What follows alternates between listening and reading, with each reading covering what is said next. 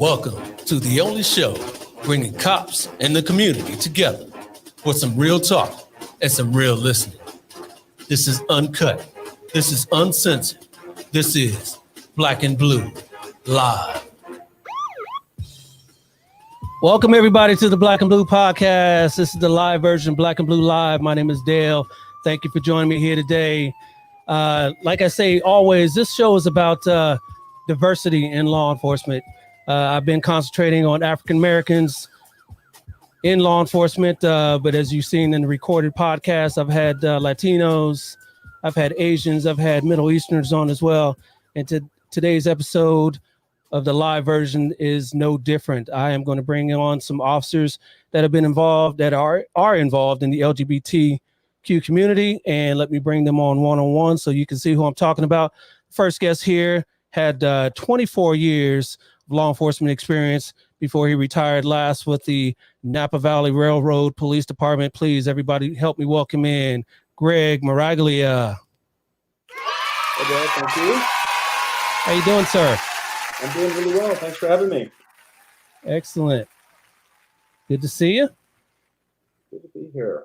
All right, so let me bring you off here. And our next guest here also has a wealth of experience with Cleveland, the Cleveland Police Department in Cleveland, Ohio. She has 32 years there with the city there. Everyone, please help me welcome in Commander Deidre Jones. Where is she at there? There she is. Hey, Dale. How are you? Excellent. Good to see you. It's great to be here. Thanks for having me. Thank you. All right. And I will bring you off. And our next guest here, he has, what did you have there? 21 years with the great city of San Diego. I love it down there. He is a sergeant currently with the San Diego Police Department. Everyone, please help me welcome in Jonathan Lowe. Hey, Dale. Good to see everybody. I love the live studio audience. Yes, they're all behind me here. Exactly. So, all right, and we will bring you off here. And our last, certainly but not least, guest here. She has over 25 years with the state of California, last with the alcoholic beverage control. Please help me welcome in Delisa Perez. Hello. Such a pleasure. Thank you for having me. Yes. So let me bring everybody else in. We got Delisa, we got Jonathan, we've got Greg. All right. And we will spread each other out there so we can see everybody. All right. Well, good to have everyone on. Thank you for joining us. Thank you. Great to be here. All right. So I wanted to talk about today's show, LGBTQ issues in law enforcement. All of you guys are either current or previous officers working in law enforcement. So that's obviously a career that most likely people wouldn't associate with the LGBTQ community. But, you know, times have changed and we've got to change with them. So I wanted to have some people on and talk about these issues. First of all, let's talk one by one about the experience, things you've done, just to let the viewers know about your experience. How about you, Greg? Why don't you start off? Sure, thanks. Well, I actually started probably as a lot of people in law enforcement do as a cadet with Walnut Creek Police Department back in 1978. And that was the year that, of course, Harvey Milk was elected to public office. It was the year the rainbow flag, pride flag was created. And it was also the year that Harvey was murdered. But I can distinctly remember, you know, hearing anti-LGBT comments that, you know, the minute that I walked in the door, just generally speaking. And so, you know, I knew I had to hide. But I had a great career in Walnut Creek. I ended up working there full time. And I moved on to Fairfield PD up in Solano County and started teaching. And then ended up with the Napa Valley Railroad Police. And I'm still currently teaching at the academy in Napa and loving it. All right. Well, thank you. Thank you for your service, sir. We'll just go down here on the bottom. I see you down there, Jonathan. Why don't you tell everybody about your experience? Yeah, so I've been with San Diego PD for 21 years now, last 8 years as a sergeant. So I started in 99 and I actually started as an unsponsored recruit I was trying to kind of pay my own way through. I didn't think they would hire me so young at 21.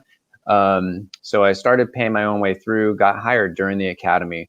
But in terms of being gay and all that, I kept that hidden for the first 8 years that I was on the department. Not that I personally saw any incidents or nobody said anything to me. It was just more of a personal fear of not being accepted by my peers, having to make a name for myself, that sort of thing. So, but now I'm out. I actually also teach at the police academy. And one of the classes I teach is the LGBT community course. Excellent.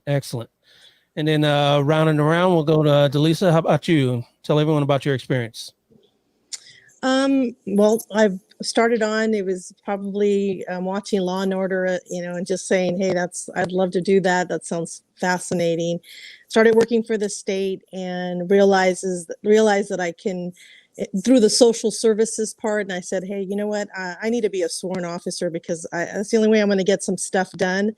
So went through the academy later in life and then, became a sworn officer with ABC. Excellent. So Excellent. All right.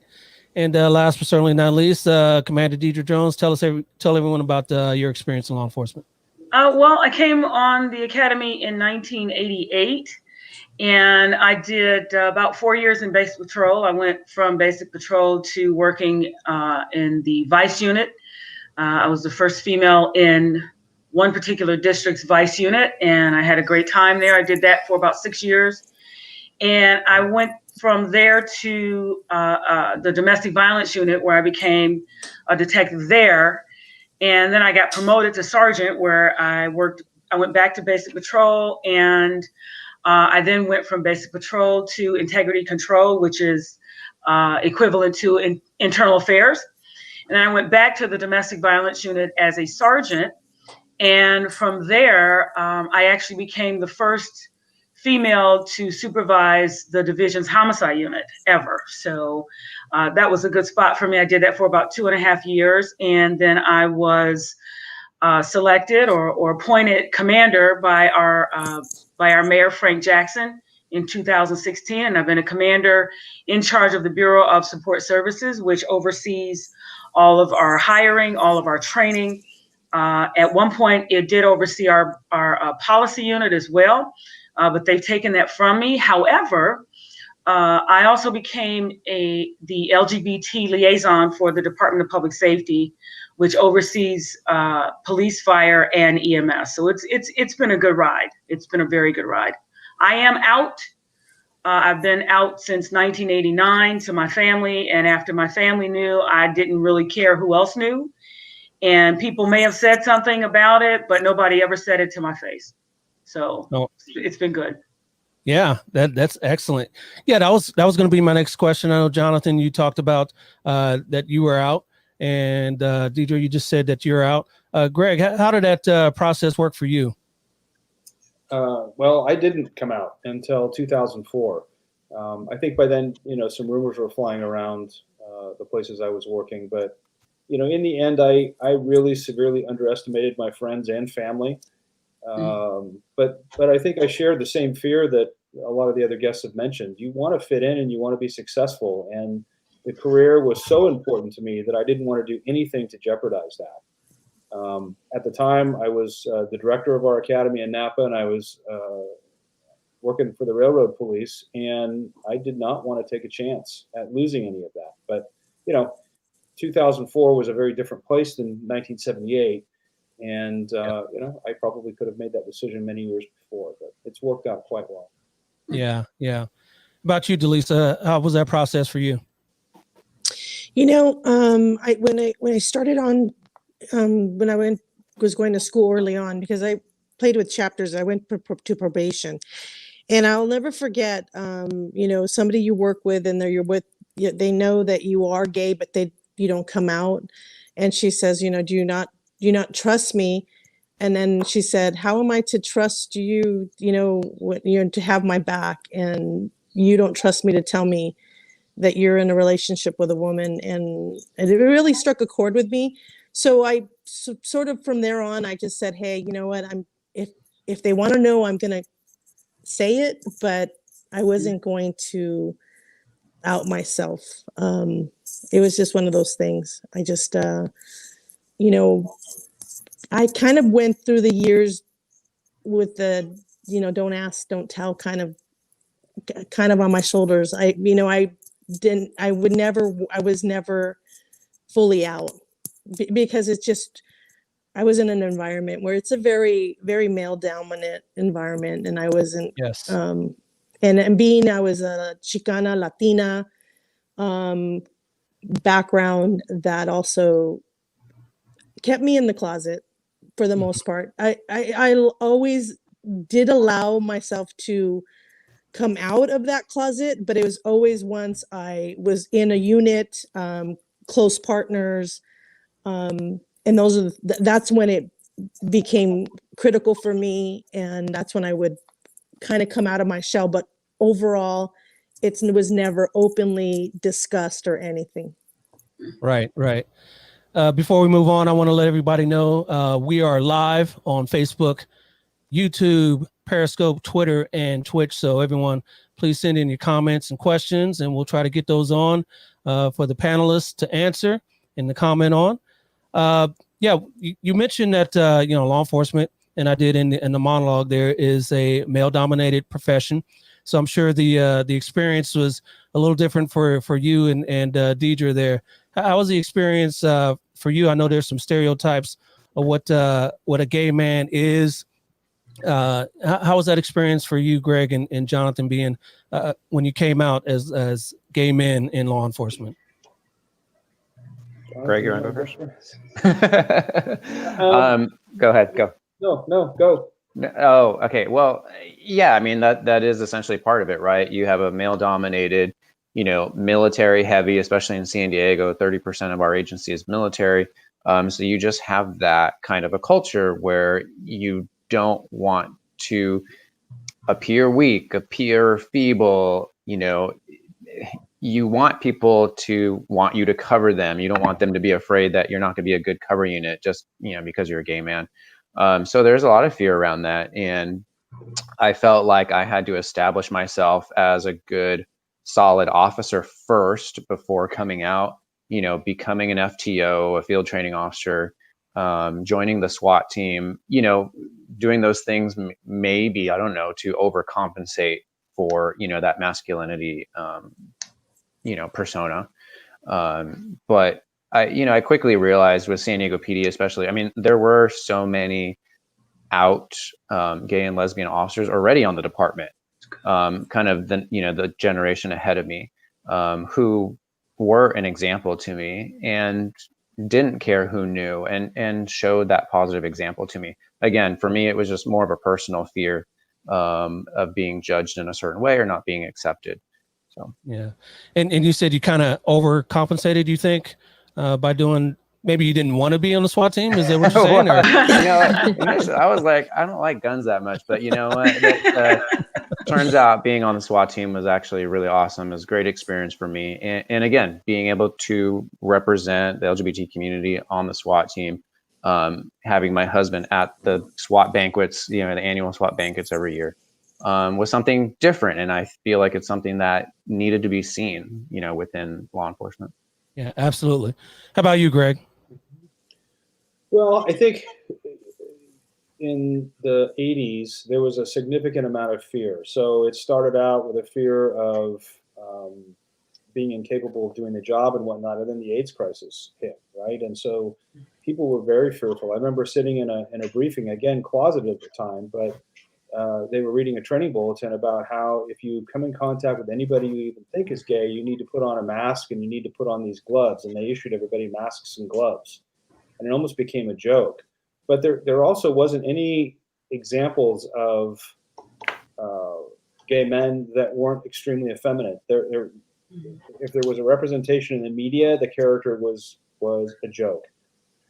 If you saw clips from the Pride Parade, it wasn't the organizations and the vast community participating and coming together. It was the very effeminate, sort of leather clad or not clad people marching in the parade. So there wasn't an image of anything other than a very effeminate gay man or a very, very butch woman. There wasn't anything in between.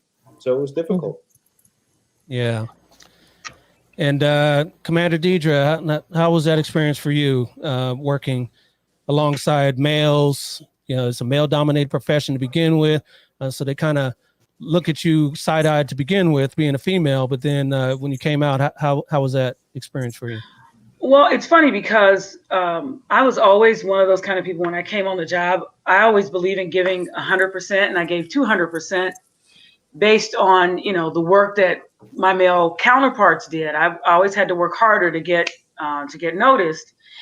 But for me, and I actually had a partner who was also lesbian, and it was assumed initially that if you're a woman on the job and you really are good at doing your job, you work hard or just as hard or even harder than males or outperform the males, then it must be because you're a lesbian. So that was kind of assumed.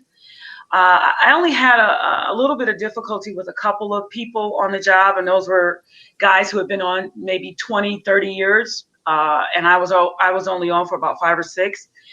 And I remember one incident where my partner and I were actually in pursuit of a guy with a gun.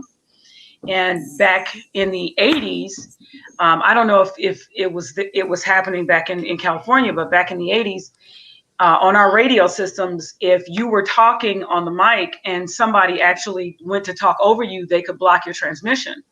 Well, this particular day, my partner and I were chasing somebody with a gun, and I was on the radio trying to transmit our location and what was going on. And I found out later on the transmission wasn't getting through because somebody in particular just continued to key the mic, so the broadcast wouldn't go through. And we thankfully had enough people who actually could kind of decipher what was going on, and they came in and backed us up. But that experience, that was a horrible experience. I had never experienced anything like that before, but I couldn't tell honestly if it was because we were lesbian or because we were just women who outperformed them. But I definitely think that we did come in contact with some jealousy on their part because we were performers. So, but other than that, I never really had any real issues on the job. There was a time where I trained a new domestic violence detective, and the very first day I told her, I said, listen, you probably already know, but if you don't, I am gay. If you have a problem with it, then it's your problem. So because I'm going to teach you how to do this. If you want to work with somebody else, that's fine. And she goes, oh, no, I want to learn from you. And I never had a problem with that after that particular incident. Yeah, that's amazing. Yeah. I always like to learn and learn new things, and because I don't know everything, so I'd like to learn more about LGBTQ. You know, my friend is Delisa. We talked about off air that, you know, we're friends. So, you know, I've been to her house, she's been to mine, and so I know her family and all that. So it's great. And you know, Greg, you talked about earlier. You talked about in the media back in the 70s.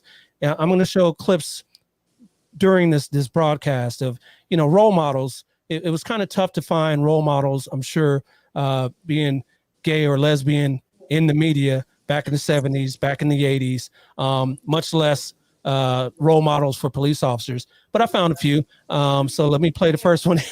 Our first one here. We all remember this show, Streets of San Francisco, right? This show from the 70s was really about these two detectives here solving different crimes. They had different guest stars on every week. I know Mark Hamill had an episode, and this episode here was with a relatively unknown actor. But here's an issue that we'll talk about here. Check this out. Hey, what happened to your eye? Ran into a door. What happened?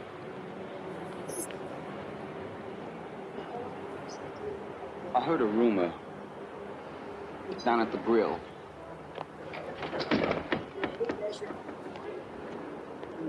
Is it true? Is what true? Are you gay? Yes, I am. I am. I don't believe it. Well, it's true, Ernie. It's true. Oh. How can you know somebody all these years and not know? anything about him at all. Why didn't you tell me? I didn't tell anybody. I'm not anybody. I'm your partner. No. I guess I kept it quiet because I just knew what an effect it would have around here. Around here? What about the effect on me? Yeah. You too, Ernie. I was afraid of what you'd feel. I was afraid. What do you feel? What do I feel? Yeah. I feel like a fool. That's how I feel.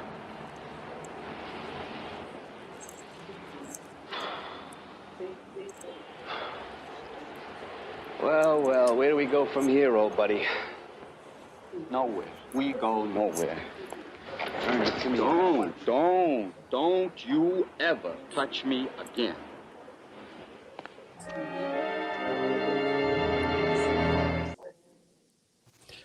Yeah, so let me take that off. So that's kind of the, the feeling, the attitude of it was back in the 70s. Would you say so, Greg? 70s and the 80s? Most definitely, except that the officer that was being portrayed was fairly masculine, acting and appearing. Yep. There were no real examples other than that. And I'm a big fan of Streets of San Francisco from back in the day, but I don't remember even seeing that episode. I wonder how I would have reacted or thought about if I had seen that one. Yeah. That I think that was like season 5. I don't know how many seasons they had, maybe 5 or 6, but yeah, and that was pretty progressive for back in the 70s. Very. If you could, if you think about that. Real quick, what are you doing now, Greg? Now that you're retired? Well, I'm still teaching at our police academy in Napa. I've been there almost since the academy opened, and that's a passion for me. So I do all of our LD42, which is our human relations, cultural diversity stuff, hate crimes investigations, and community policing for the academy. Okay. And we have an LGBT studies program at the college that's a degree program that I teach, and then run this little organization that is designed to support LGBT law enforcement personnel that we call Out to Protect. Yeah, so plenty busy. Yeah, I can see that. And you've written a couple books? Yep. I wrote a book. Actually, my husband's the one who suggested that I do it, after hearing about my story. And there they are. Yep, there they are. Thank you.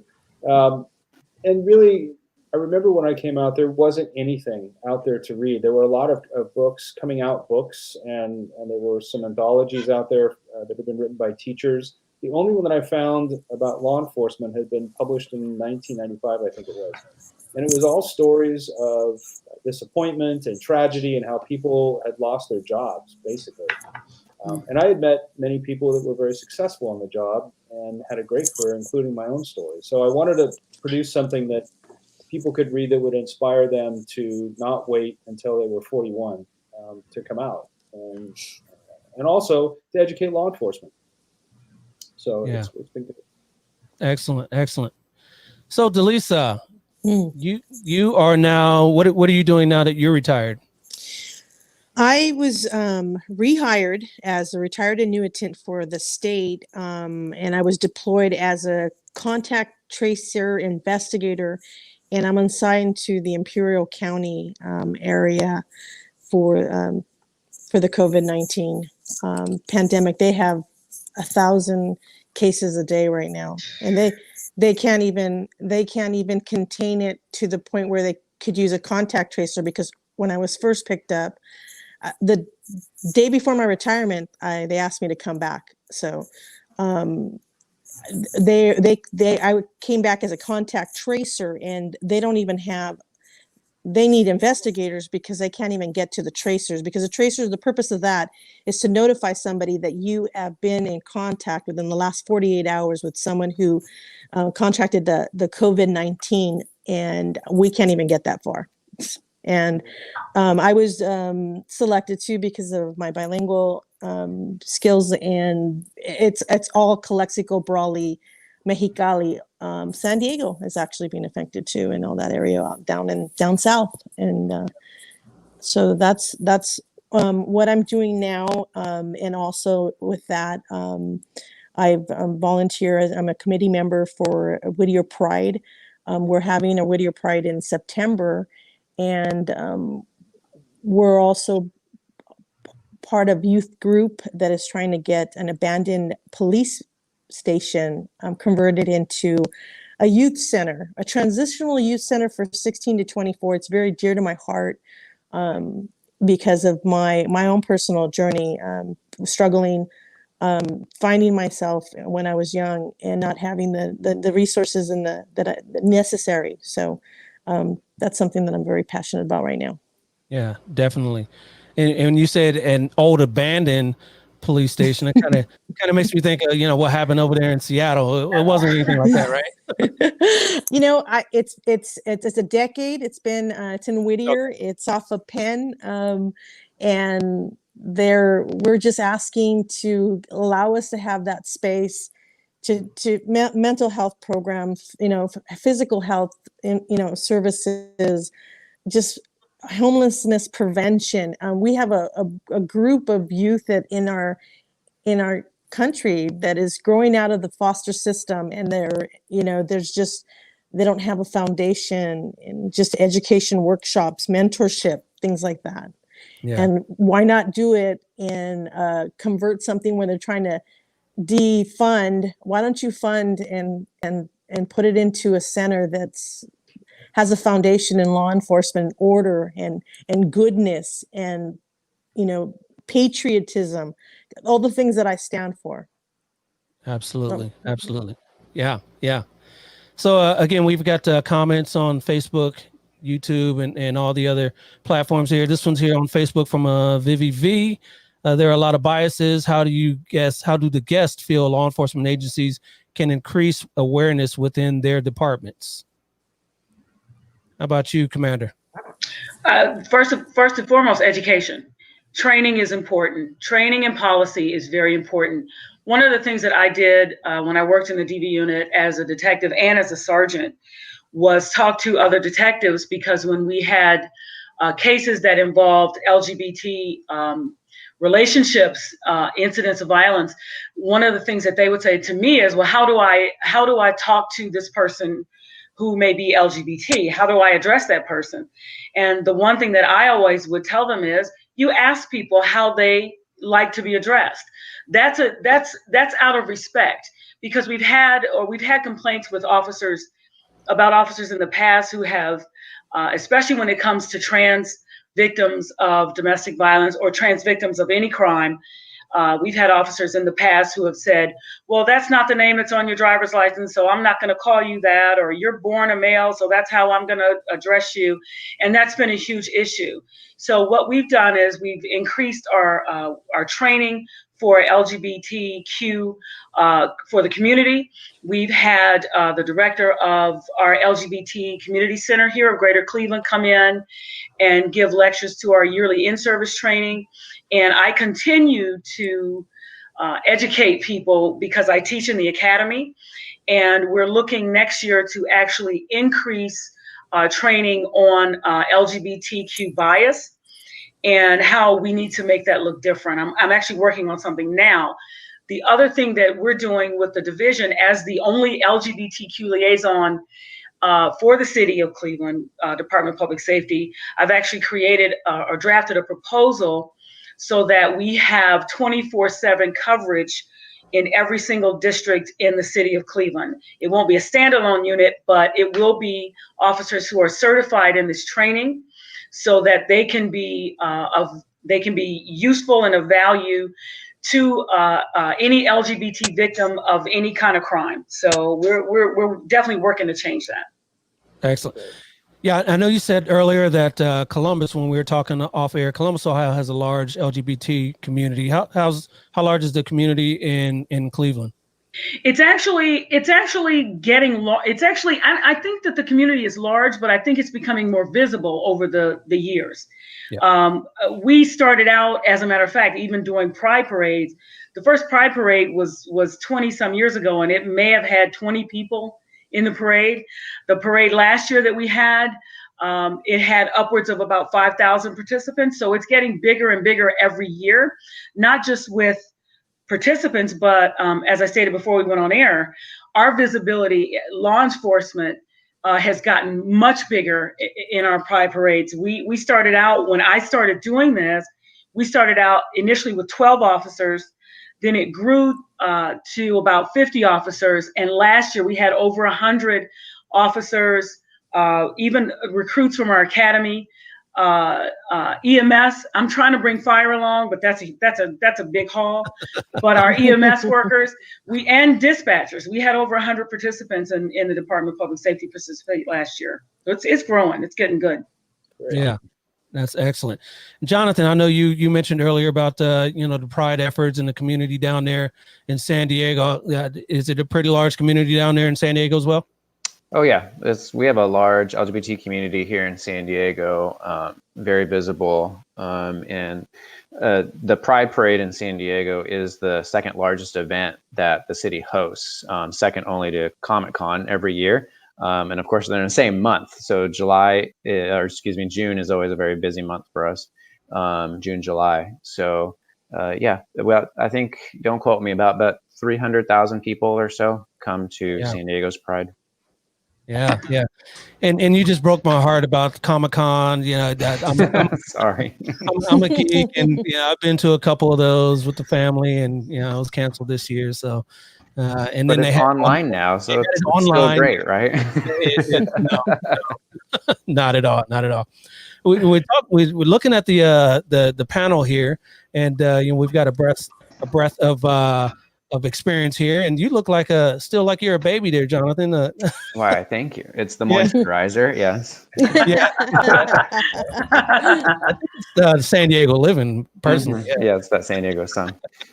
Yeah. So but you've got 20 something years on, so you've got a lot of experience. And how was working with you when you came out, working with your partners? I know you said you were part of the SWAT team. Was there any backlash? Anything like Deidre talked about with going on the calls, anything like that that came about with you? I mean, to be quite honest, my experience on the police department has been great. I've been very fortunate, to be honest. I came out to the first two officers on my department at a Denny's on a graveyard night. We were just having dinner, and somebody asked, and I said yes, and the conversation moved on, and that was it. And I was like, oh, like nothing, everything's okay. And that was my squad, and they made no big deal of it, which was a comfort to me. And since then, of course, it's rolled out to everybody. But I personally have not had any experiences. Most of the officers I've talked to haven't had any negative experiences. There's always a couple. But however, I will say that even though San Diego PD is very diverse, very open, there are still officers on our department who are completely in the closet and feel the need to be. And so that's why I feel it's still important to me to teach the LGBT class in the academy, get the awareness out there that even though it is 2020 and you have shows like Modern Family and Will and Grace and all the representation that's out there, we still have a culture where it's not welcoming to every person. And I hate feeling that there are people out there who feel like they can't be who they are with their partners and talk about a significant other, talk about who they went to the movies with and who they went to dinner with. I mean, simple stuff like that. People feel like they still have to stifle themselves, even in a welcoming agency. So I can't even imagine at, a smaller agency or just, somewhere else, not in Southern California, where the attitude is not the same. So. Yeah, definitely. So again, you brought up media again. So it's going to be another clip of representation in the media. I don't know if anyone has watched this show, Brooklyn Nine-Nine. Captain Ray Holt, played by Andre Braugher. He's a great actor. I think he was on Homicide out of Baltimore. You remember that show? Anyway, here's another clip of representation in the media. Oh, also, she's worried about her motorcycle sitting idle, so she wants us to take it out once a day. Here. I think you should do this. You're more the biker type. I've seen you use a toothpick in public. Motorcycles are death machines. I have 3 kids. I'm not risking it. Are you saying my life matters less because I don't conform to society's heteronormative, child-centric ideals? Are you really playing the gay card right now? Yes, Queen. Yeah, Brooklyn Nine-Nine is a comedy, so they cross those things like a Modern Family type of thing, but in the police setting. So it's great to see the representation across the board in all professions. And what I like to see really is that being gay or lesbian is not really part of their whole life. The whole show is just a part of their life, like it would be with a heterosexual person as well. And we still got some strides to go on that. I think on that show he's married as well. Speaking of marriage, when that law was passed a few years ago, I know, Jonathan, you said you have a husband. Delisa, you're married as well. How was that feeling for you when that law was finally, when you were allowed to get married? Delisa. I always tease. Misery wanted company. All the married people out there, they put it on us. But no. Kidding aside, I was very happy. To give half of everything I have. No, I'm just kidding. No. To give half your pension. Yeah. You're in the same boat now, though. You're in the same boat with the rest of us now, though. Exactly. So really, I'm happy. I'm really happy. Yeah. So it was my wife's desire and dream. She wanted a wedding. She wanted everything, and so she got it. Yeah, that's awesome.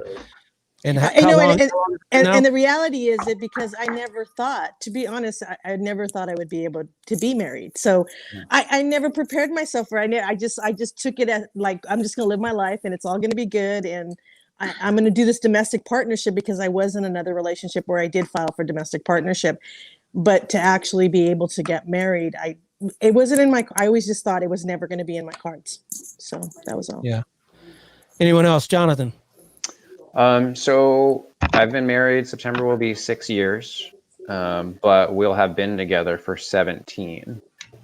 So kind of the same. I mean, we were together for so long, and in the beginning, I really didn't imagine a world where we could get married. But when there was talk about, it being legalized and taken away and that sort of thing, I actually proposed to my husband prior to it being legal.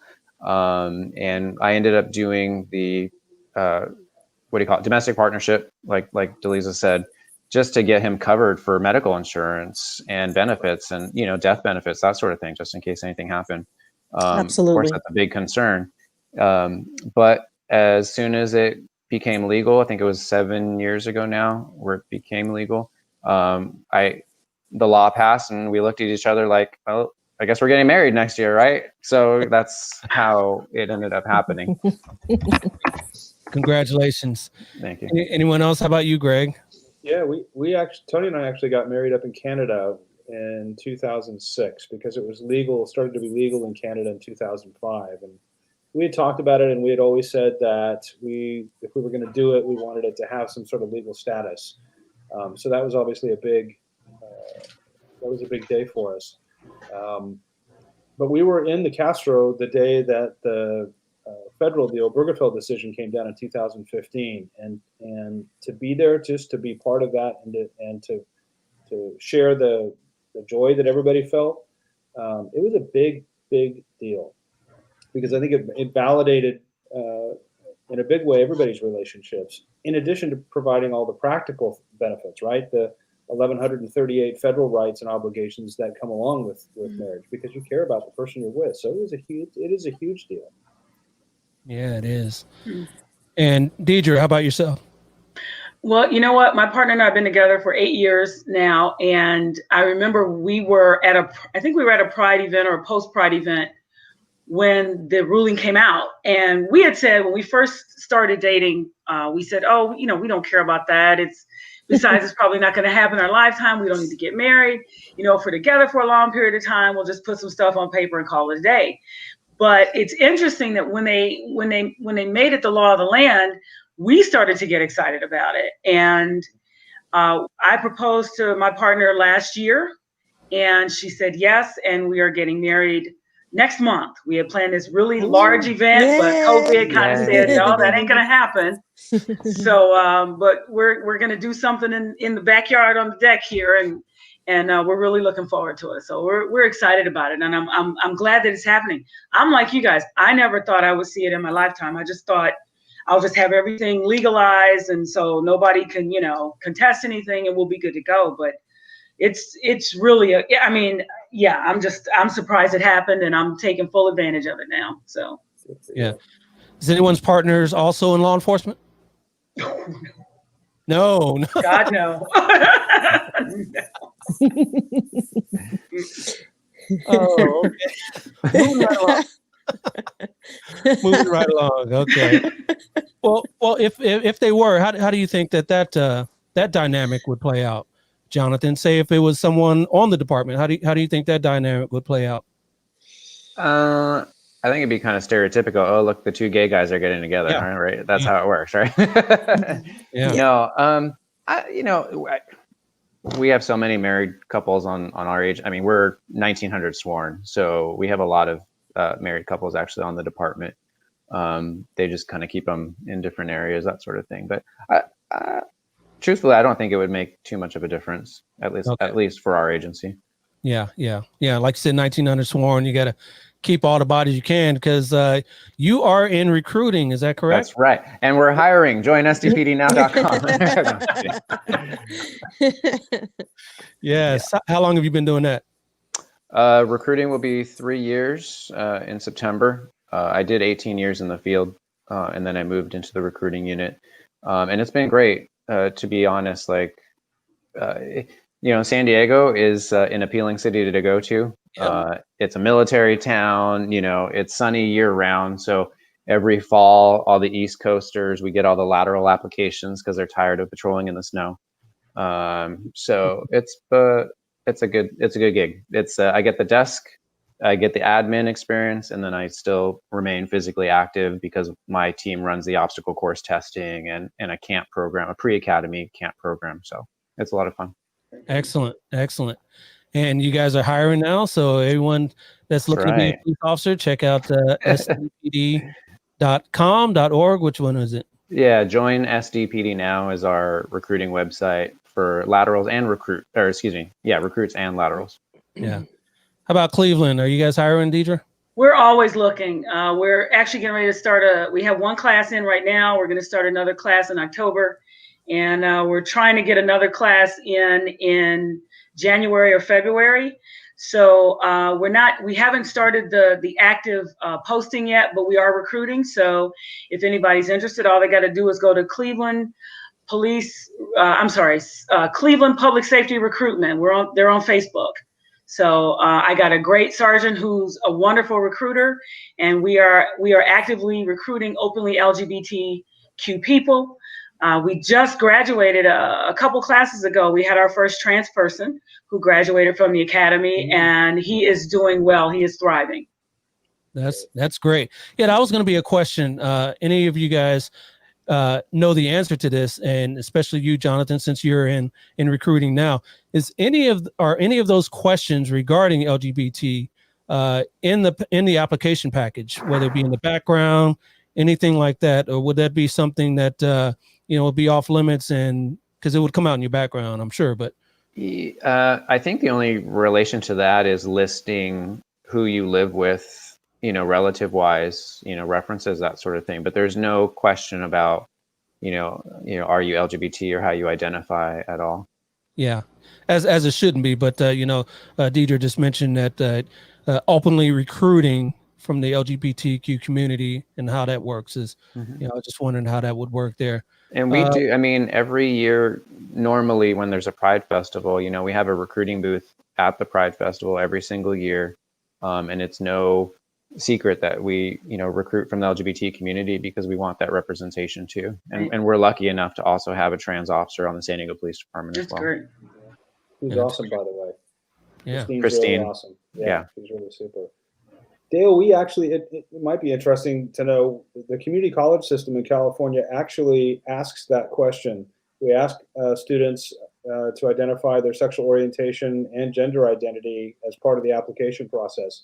not because we want to out people, but because we want to try to get a feel for what our population is. So I think by doing that, students know that we at least know that they're there. And so every student that comes into the academy fills out that application and has the opportunity to self-identify that way. I've only had one student call that I remember. One student that called to ask. They self-disclosed that they were a trans man or are a trans man, and they weren't interested in anything about the academy other than about our locker room setup. They weren't interested in the cost. They weren't interested in our reputation. They weren't interested in their chances of getting a job. Their sole concern was the locker room situation, which I thought was unfortunate. I mean, it weighs heavy on people, but that was the big concern. Yeah, absolutely. And how was that situation handled over there at your former department? Well, what I suggested to him was, I said, I can't speak for your comfort level, but I can invite you to come down. We'll walk through it. I'll show you, and then we'll talk about what we can do to make you as comfortable as possible. We do have private facilities that we can arrange for you to use and set that up. He never showed up. He never came. Yeah. Wasn't serious about the job. So, yeah. And, I'd like to mention earlier that, being LGBT isn't, all your work, isn't all what you are about. It's a part of it. And in media, we like to see that, these officers that I'm talking about here, that I'm showing, this is just a part of their life as well. And that they're good officers and they're just like, anyone else. This is another show that I want to show here. That was, if anyone remembers this show, Southland. That was a great show. That was a good show. They canceled it. It was pretty realistic. Officer Cooper here was gay, and here's a scene about him and his experience. No one will care if I'm gone. My parents will probably be relieved. No, you're wrong, Michael. Everybody cares. People care. That's why we're here. Everything is If it was Mike, I'd tell you to do it. All right? But it's not. It will get better. You don't know! I do know! It's gonna get better! I know, Mike. You're gay? Yeah. You're just saying that so I won't jump. No, I'm not, Mike. This isn't the answer. You're better than they are. You're stronger. You can't let them win. You gotta fight, Mike. You gotta fight every day. You don't want to do this. Come on, man. Yeah, great show. Great show. I remember that a lot. Unfortunately, they canceled the show, but it looks like they moved on, and I think he went on to Walking Dead, I believe it was. Walking Dead, yeah, he's a Walking Dead guy. Yeah, I didn't watch that show. I tried to get into it for a minute, but I never got into it. So everybody on the panel here, as we wrap this up, is there anything you would like our viewers to know? And again, ladies and gentlemen, we're on Facebook, YouTube, Twitter, Twitch, and Periscope. Send in your comments if you have any, and your questions if you have any. Is there anything, panelists, that we can you want to let the viewers know about the LGBTQ community, how you guys engage as law enforcement officers on the job on a daily basis? We'll start with you, Delisa. I just wanted to let people know that we're supportive of the community in the sense that for law enforcement, I know that what I'm doing with even the Whittier Pride, we know that there's a intricate relationship with the community and with the LGBT community and law enforcement. So I kind of lost my train of thought here. Okay. So go to someone else real quick. That's all right. How about you, Deidre? Well, I just want to say that being gay is a small part of who I am. I'm a badass, whether I'm gay or not. And Yes, what ma'am. thank you. What I do want to say is that where I work, we've made some huge strides in interacting with the LGBT community, and we're going to continue to do it. And as a liaison, it's my job to continue to reach out, and I enjoy doing that. And the fact that I have a lot of officers who are LGBT and who are also allies, straight allies, who are asking, how can I become a liaison? What can I do? Or when they have questions, they call and they ask me for advice, and I serve or act as a confidant for other officers, LGBT or straight. That's a huge deal for me. And I want the community to know that we are looking for people who are qualified to do the job. That is the bottom line. If you want to get into law enforcement, it's a great profession. I have loved it. Every profession has, bad apples. Every profession has knuckleheads. Every profession may even have some criminals in it. But I'm telling you, this career has been awesome. And I have enjoyed just about every day of it. If it's something you want to do, do not hesitate to look into it, to reach out. If you want to move from San Diego to Cleveland, which I don't think that's going to happen, but if you want to move from San Diego to Cleveland, come talk to me. I'm easy to find, so just reach out. But I'm very excited about what we're doing in our community, and we will continue to do more. Excellent. Jonathan. Sir. Two takeaways. Number one, to any LGBT officers out there, please recognize that there is support out there for you. There are mentors like the ones on this panel here. So I know that there are LGBT officers that are still in the closet. So our representation matters, number one. So if you need support, reach out to any of us. I'll give Dale my contact info. Please let us know if you need help doing that, because the representation is so important, number one. Number two, a takeaway for our straight allies that I always kind of preach on is language is important. Mm-hmm. So be careful the language that you use, the pronouns that you're using, and the assumptions that we make, because a lot of these awkward situations that I get into, have nothing to do with, sex and relationships and this sort of thing. It's the everyday language that people use, and just things as simple as saying, people saying, oh, you have lunch. What did your wife make you for lunch today? Oh, where'd you go with your wife on the weekend? People that I don't necessarily know, or new people around the job. And so sometimes people don't realize that they're using that language that, pigeonholes the LGBT officer who might be in the closet, or now I'm stuck and now I'm in an awkward situation of, do I have to come out to this person? Yeah. Do I make them feel awkward? And so language is important. So using, generic pronouns, or starting, using that in your everyday language until you know the person a little bit better. And I preach that at my recruiting booths all the time to my officers at work, and that's important. Yeah, I appreciate that a whole lot, because I'm guilty of that as myself. So I love hearing that. Thank you, Jonathan. Greg, how about yourself? Yeah.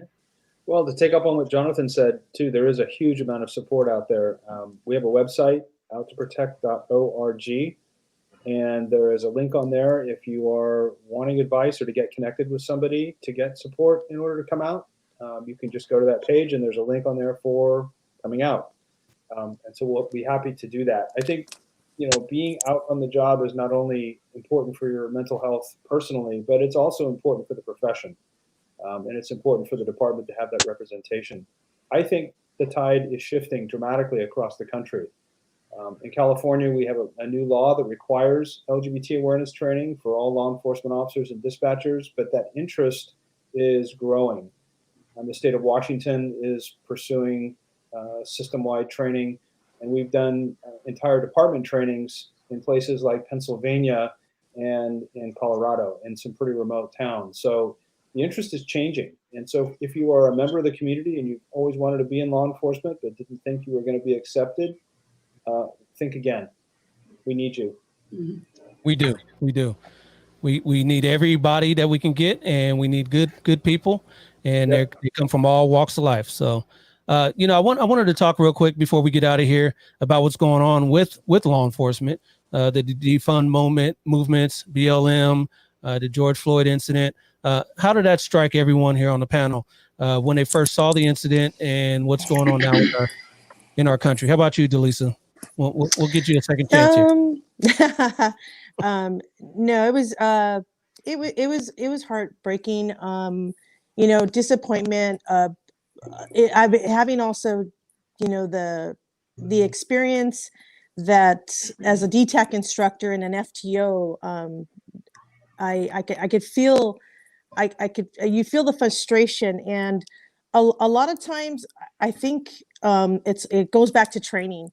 And I truly believe that because you're in a very uncontrolled situation, if you want to step in and stop somebody as an officer, you have that contact and cover.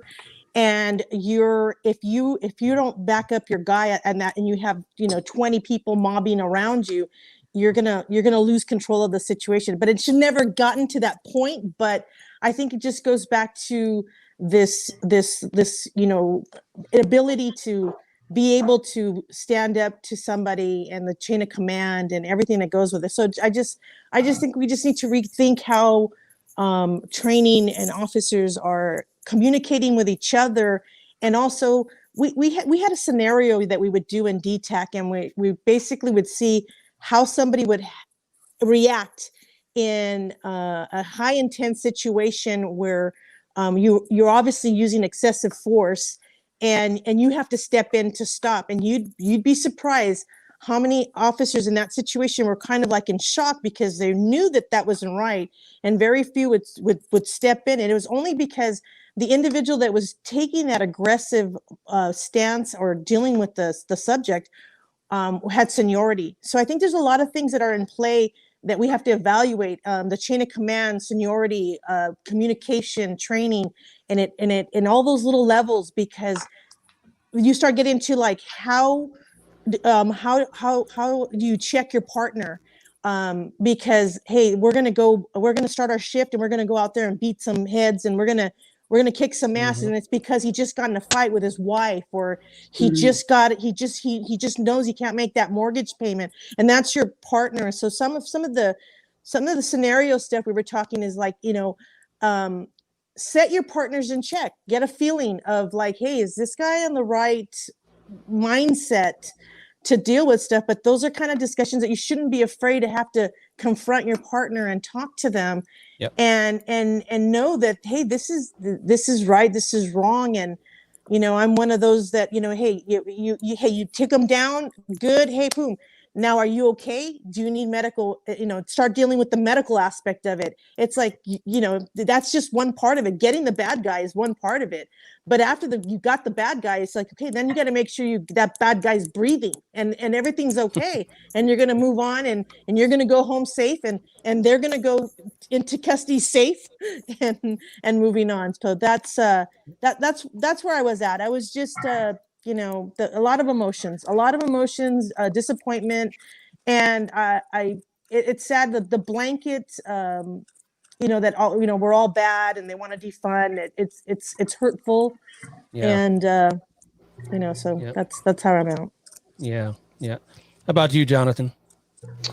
I mean, I feel bad for the younger officers that are out there right now that are kind of coming into this culture and just learning how to be cops in cultures like this. But what I always preach and what I always try to do is just have small conversations one-on-one with people. That's really how you're going to change people's lives, is taking the time to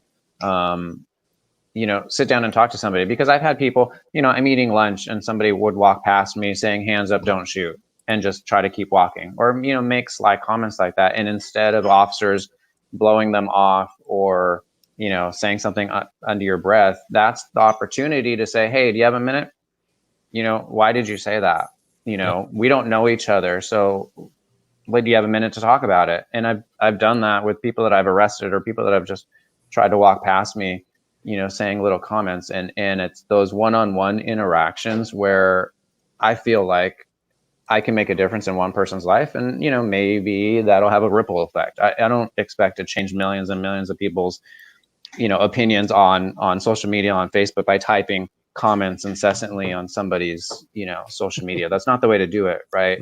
But if you stop and have an honest, earnest conversation, even with your friends, because, you know, I have friends that have posted, you know, anti-police things recently or defunding stuff, and let them have it, you know, let them do that.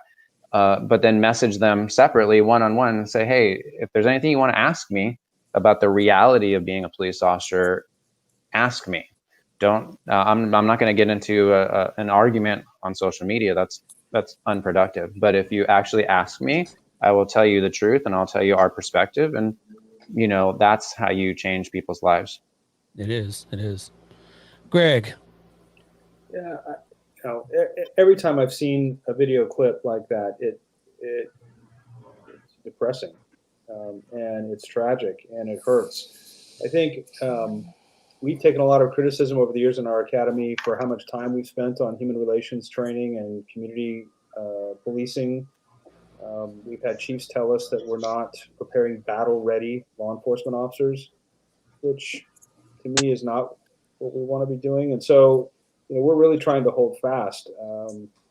Johannes Mederle, the officer that was involved in the Oscar Grant shooting, was one of our graduates. And I've had faculty members tell us that we created him, that we were responsible for that.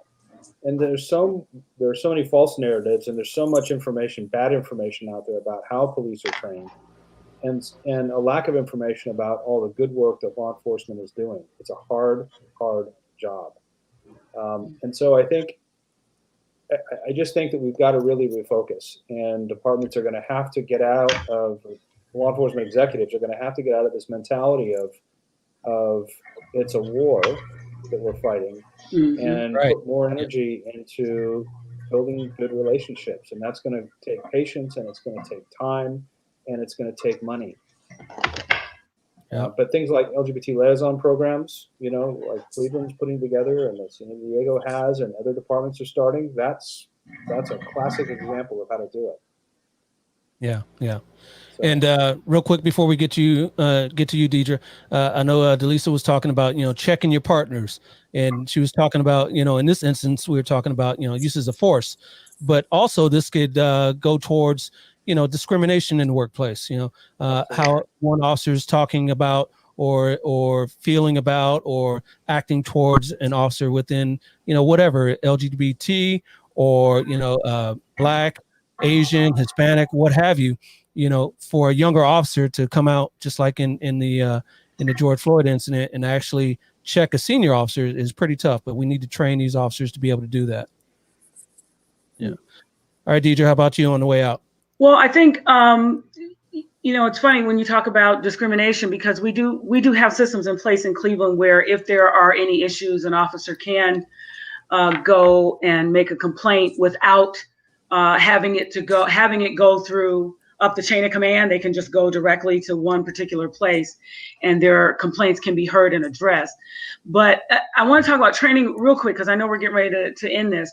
Training is one thing, but the mentality is something else. So we can train people all day long, but if you come into this job with the mentality that it appears that this particular officer in Minneapolis has, then none of the training in the world is going to make a difference. So I think what it is, or what it falls on, the responsibility of police departments is we have to hold people accountable. Number one, we have to improve our hiring process.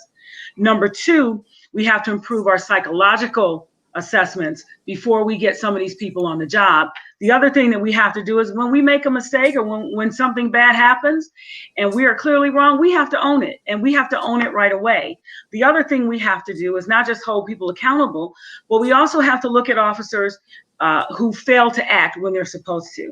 I know we're talking about next year the possibility of getting what's called a failure to act training, so that officers understand, and we've been reinforcing this in our last 7 or 8 academy classes, failure to act and how you will be held accountable for failing to act. But we're talking about making this a training for next year's in-service. So I think really accountability, owning your mistakes, you know, making changes and being honest about it. I think that's the biggest thing. And also doing it swiftly. We're talking about waiting 3 or 4 years to make a ruling on somebody who has behaved inappropriately. That's not acceptable. It's just, we lose all credibility when we do things that way. So in order to gain the trust of the community, those are some of the things that we absolutely have to do. Absolutely. All right. So I thank everybody for joining the panel today. Everyone for viewing us on Facebook, YouTube, Twitter, Twitch, and Periscope. We didn't have too many comments here, but we did have a bunch of viewers. Whoever streamed, yes, this was live. It was not pre-recorded. So yes, this was live, but you can check this out once we're done here. It will be still on the platforms there, so you can check it out and show your friends and family the discussion we had here today.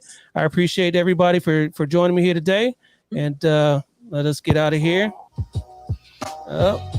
We are thank you on for the way having up. me. Yes, I appreciate everybody. Thank you. So, Thank you, Dale. yes, LeBron yes, and the absolutely. Lakers. Yes, everybody check out the podcast tomorrow that drops tomorrow with Officer Nicholas Akingwumi at the University of California Police Department. I appreciate everybody if you would check that out. Also on Facebook, YouTube, Twitter, all the social media platforms. And we will see you next time. My name is Dale. I'm out. This has been a Major League Entertainment presentation.